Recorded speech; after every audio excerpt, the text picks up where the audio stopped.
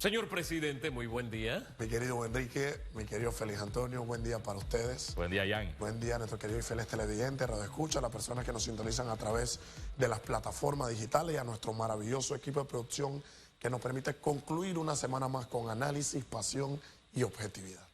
Señor presidente, yo quiero ubicarle un escenario y que usted nos oriente de esa forma tan particular que usted tiene de decirnos las cosas. Y voy a hacer uso de mi memoria de una anécdota. Yo trabajé en una corporación y había un sindicato muy fuerte. Y un día me llama la directiva del sindicato y me dice, usted se está tomando su tiempo de coffee break. Creo que era de 15 minutos. Me puede estar fallando la memoria. Se establecía un tiempo específico para que usted a media jornada, a media mañana, tuviera un tiempo de coffee break.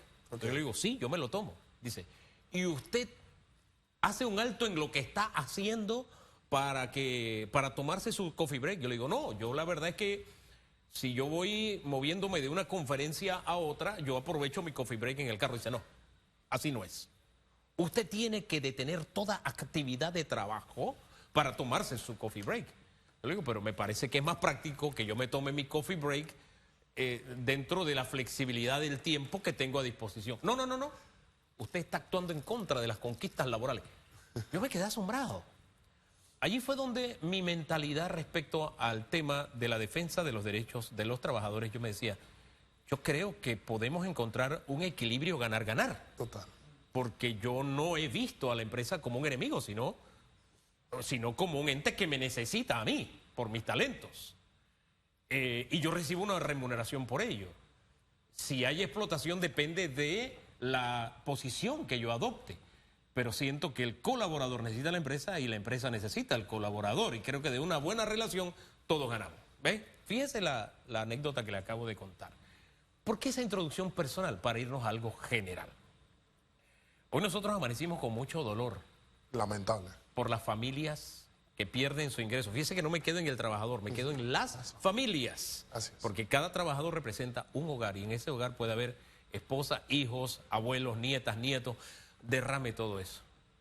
Esa falta de ingreso va a repercutir en, hombre, la señora de la fondita, que también tenía a su vez gente contratada y que llevaba platita a su casa. Fíjese cómo se va expandiendo. Todo por un punto. El punto en que debemos encontrar un equilibrio para entendernos. Quiero su punto de vista sobre ese equilibrio porque todavía no hemos encontrado el equilibrio, por ejemplo, para que mi derecho a la protesta y mi derecho a la educación tenga un justo equilibrio, no afectar a los estudiantes. Mi derecho a la salud no se ve afectado por el derecho a la protesta. En fin, y por ahí nos vamos. ¿Usted cree que esta enseñanza nos va a demostrar que para poder convivir y que este país avance tenemos que encontrar ese justo equilibrio, y ese justo equilibrio implica que yo debo tener la amplitud de corregir algo que puede ser perfectible a propósito? Totalmente. Se lo dejo ahí. Maravillosa introducción, mi querido Enrique, porque va en concordancia o en igual tenor de una perspectiva filosófica que quiero plantear justamente en cuanto a ese equilibrio y a ese balance que nos mencionas, y es que creo yo que ante los momentos complicados que estamos viviendo como nación y como país, en ocasiones unas palabras de aliento y quizás desde una perspectiva filosófica podamos encontrar matices, salidas y oportunidades a mejorar.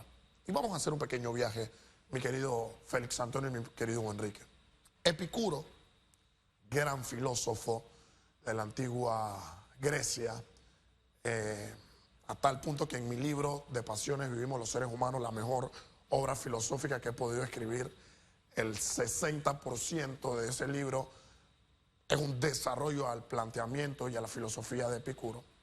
Él señalaba que la finalidad de toda vida debe estar enfocada en perseguir la felicidad. Y Epicuro decía que el medio para aspirar y llegar a esa felicidad era a través del placer.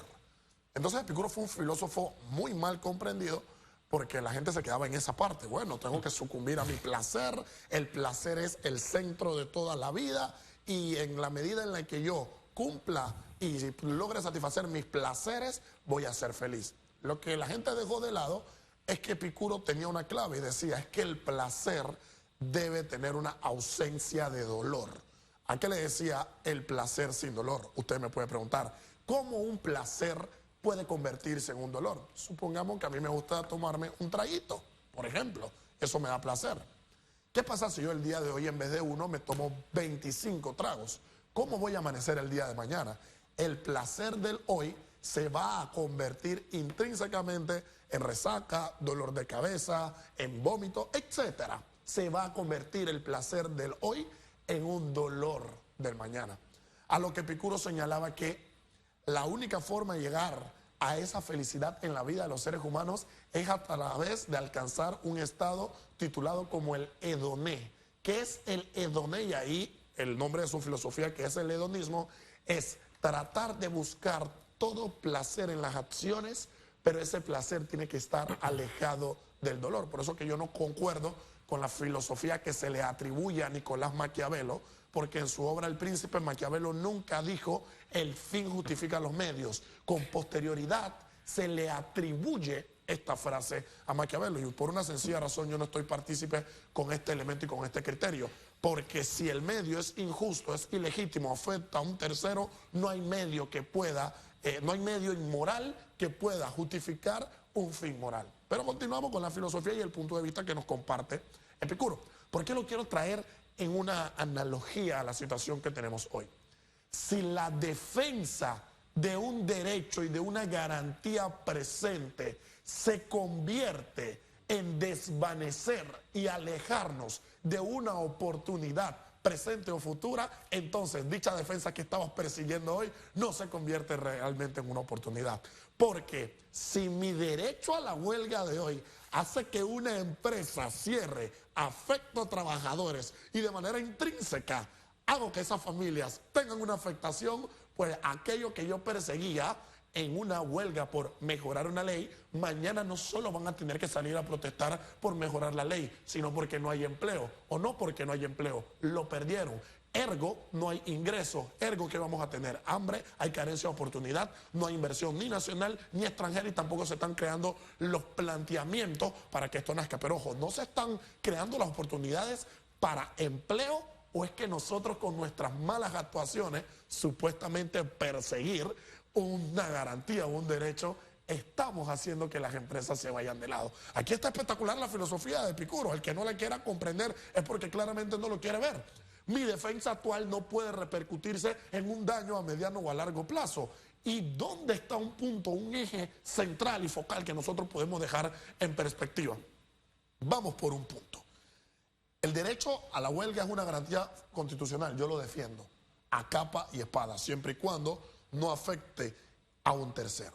¿El Canal de Panamá es perfecto? El Canal de Panamá no es perfecto. Es el mejor recurso que nosotros tenemos en este país. Pero ¿por qué creen que el canal se tiene que ampliar? ¿Por qué creen que tenemos que seguir hablando de embalses? ¿Por qué creen que tenemos que buscar políticas para mejorar el Canal de Panamá? Porque el mejor recurso que tenemos con el paso del tiempo y el estudio intrínseco que se hace y el propio desarrollo de la ciudadanía y las operaciones comerciales locales e internacionales requieren de una interpolación. ¿Qué significa esto? Que se adecúen a la circunstancia, al momento, tiempo y espacio en el cual se está viviendo. Por eso, aunque hoy el canal sea perfecto, es un elemento realmente perfectible. La ley que nosotros tenemos en la Caja del Seguro Social nunca va a llegar a ser un elemento perfecto. Es un elemento perfectible y es claramente esa revisión continua, es la puesta en práctica, es el desarrollo de nuestras acciones conjuntas como sociedad las que van a determinar en efecto qué va a ocurrir. Entonces, ¿a qué queremos llegar? ¿A cambiar la normativa? ¿Queremos seguir haciendo cierres, defendiendo una huelga, defendiendo protestas, defendiendo intereses hoy? Ok, ¿qué más vamos a alcanzar? ¿Que cerremos otras empresas, que cerremos otras oportunidades? ¿Qué pasaría si en un año continuamos así y llegamos a tener la mejor ley del universo? ¿De qué servirá en un año tener la mejor ley del universo si no vamos a tener una plaza de empleo formal en la cual esa ley pueda encontrar un campo de aplicación? Entonces tenemos que llegar a un matiz. Oye, a los empresarios con la normativa que tenemos, le dijeron, se le aumenta a usted el porcentaje en cuanto al aporte que tiene que dar en la cuota obrero patronal. Los empresarios salieron a la calle. No, los empresarios tuvieron que sentarse con un papel, con un bolígrafo y un lápiz y empezar a decir cuáles son las decisiones internas que tenemos que tocar, porque hay una ley que comprendemos es de impacto nacional y tenemos que cambiar. ¿A qué modelo de país y de ciudadanía queremos llegar si no permitimos que el diálogo, si no permitimos que comprender la situación y la posición de un tercero y del otro también es importante y necesaria, porque no hay una realidad absoluta? Entonces, en ese sentido, mi invitación es que pensemos bien si la defensa actual que estamos haciendo no se está convirtiendo a mediano y a largo plazo en la afectación de oportunidades y derechos que terceros puedan disfrutar. Y fíjese, estamos hablando de un escenario como Bocas del Toro, que ya tiene experiencia de lo que significa una paralización a ultranza. Recordemos el proyecto Red Frog. ¿En qué terminó? En quiebra de la empresa. Así es. 400 trabajadores se quedaron sin empleo. La historia, después de lo que hicieron con los terrenos, de la cooperativa del sindicato prestándose ella misma para adquirir los terrenos y todo esto que ha desencadenado en una denuncia en el año 2022, aunque las noticias datan de hace mucho tiempo. Yo recuerdo una de Berrocal, año 2012, en el Panamá América. Totalmente. Me la recordó esta mañana RPC Radio en su noticiero muy temprano, Edwin Fernández Alarcón.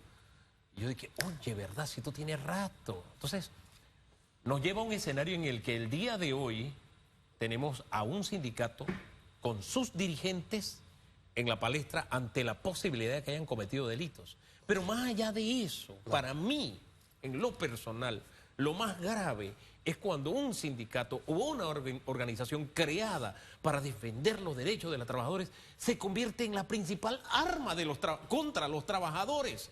Porque mi interés principal es que exista la fuente de trabajo. Existiendo la fuente de trabajo podemos negociar mejores condiciones laborales. Y por ahí nos vamos. Pero lo principal es que exista la fuente de trabajo. Si no existe, yo puedo tener la mejor ley del mundo, pero no tendré acceso a ningún beneficio porque no existe la fuente de trabajo. Entonces, ahí es donde yo siento que de verdad hay algo que se desvirtúa en el camino. El ejemplo que le ponía al principio. Si yo soy más productivo usando mi tiempo de coffee break mientras voy en el carro para otra conferencia de prensa, no es necesario que yo pare y que un alto ahí, detente ahí porque voy a tomar un café.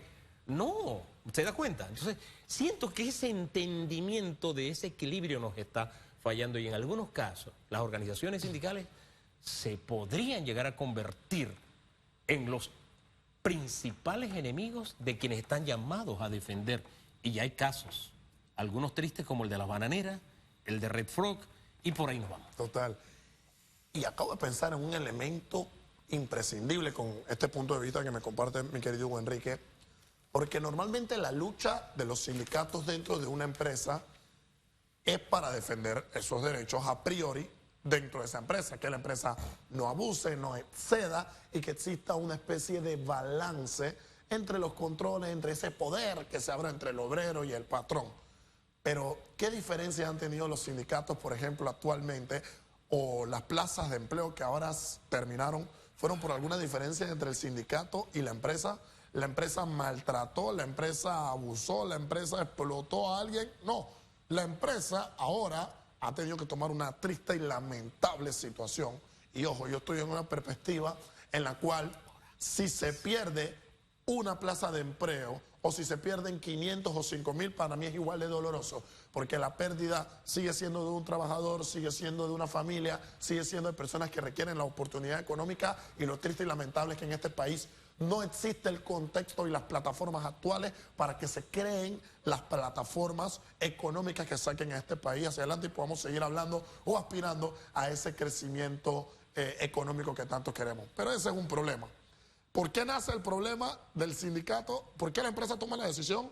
No por un problema y una diferencia entre ellos, sino porque el sindicato tiene una lucha a priori ilusoria con la Caja del Seguro Social, porque ni se está privatizando, ni se está aumentando la edad de jubilación. No es que se hace disfrazado, no es que lo que nos quieren es vender una película, en 6 años se va a tener que aumentar.